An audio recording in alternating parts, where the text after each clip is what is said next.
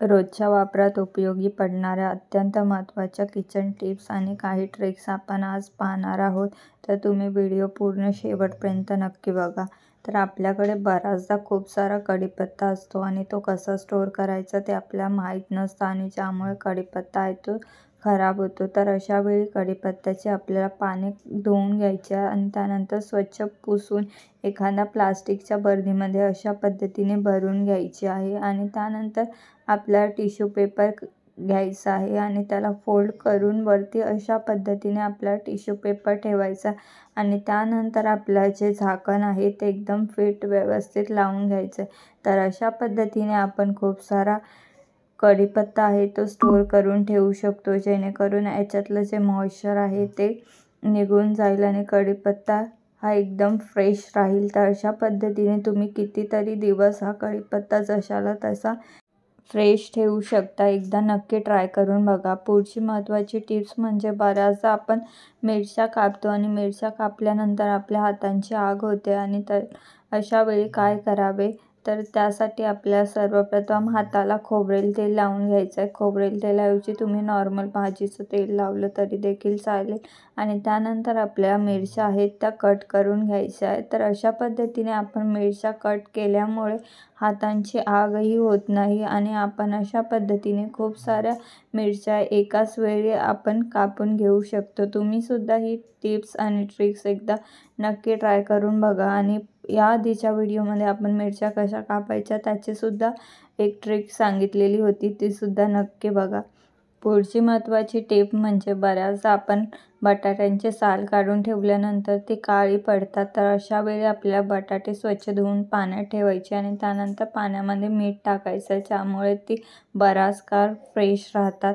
आणि आपण पावभाजी करताना त्यामध्ये आपल्याला थोडंसं बीट टाकायचं, जेणेकरून पावभाजीला छान सुंदर असा लाल रंग येतो आणि आपल्याला वेगळा असा रंग टाकण्याची गरजसुद्धा पडत नाही. एकदा नक्की ट्राय करून बघा.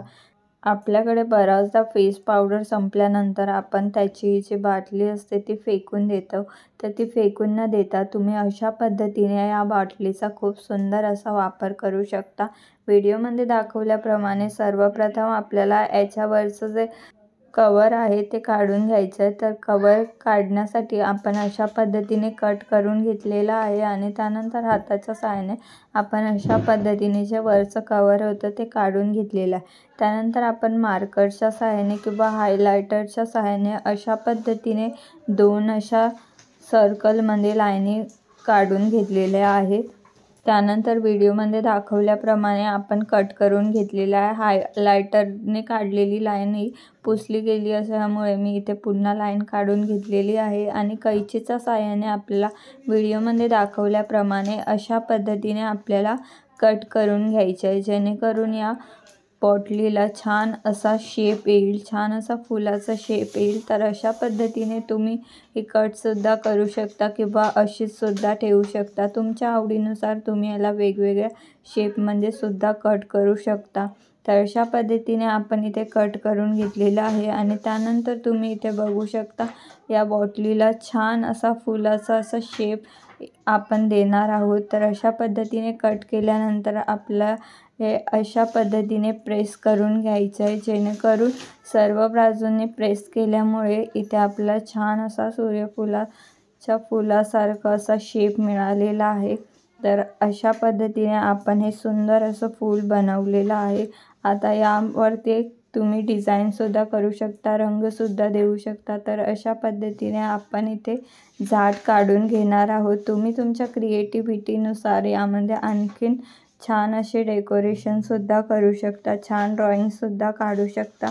तर इथे वॉटर कलरच्या सहाय्याने इथे मी झाड काढून घेत आहे आणि त्यानंतर त्यावरती फुलंसुद्धा काढली आहेत. तर अशा पद्धतीने लाल आणि पिवळ्या रंगाचा वापर करून इथे आपण खूप सुंदर अशी फुलं काढून घेतलेली आहेत.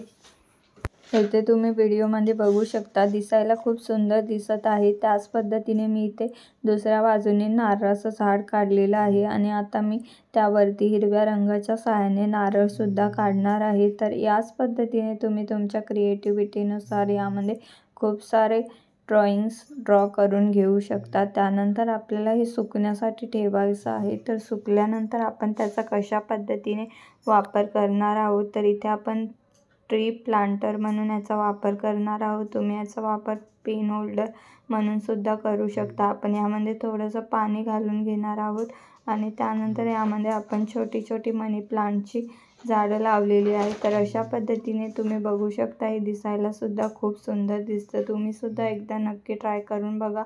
बेस्ट अशा बॉटलीपासून आपण खूप सुंदर असा याचा उपयोग केलेला आहे। व्हिडिओ हेल्पफुल वाटला असेल तर लाईक करा, शेअर करा, सबस्क्राईब करायला विसरू नका। व्हिडिओ पूर्ण बघितल्याबद्दल धन्यवाद।